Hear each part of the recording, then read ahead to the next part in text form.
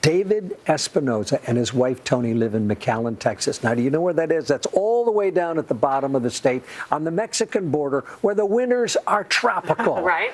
Now, David had just been given some terrible medical news that his heart was only operating at 10% capacity. The doctor said if I didn't have a heart transplant as soon as possible, I was going to die. The DeBakey Heart Institute in Houston gave us hope, but also no guarantee. They told us that the transplant list was long, and I might not make it to the top in time. My dear wife, Toni, rallied our family and friends to pray.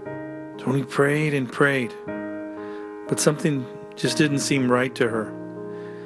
Praying for someone to die in order for her husband to live? So she began praying for a complete healing. And on top of that, she asked God to give her a sign that her prayer was going to be answered by making it snow in McAllen, Texas on Christmas Day.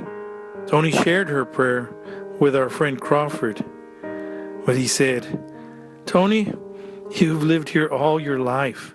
It hasn't snowed in McAllen in 109 years, and never on Christmas."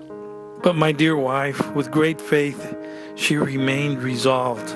At 11:45 p.m. on Christmas Eve, the skies opened up and it began to snow.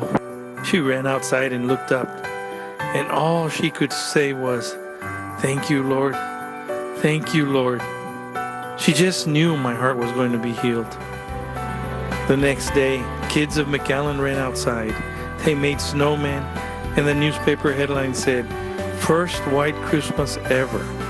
3 weeks later, we went back to the hospital for a regularly scheduled appointment.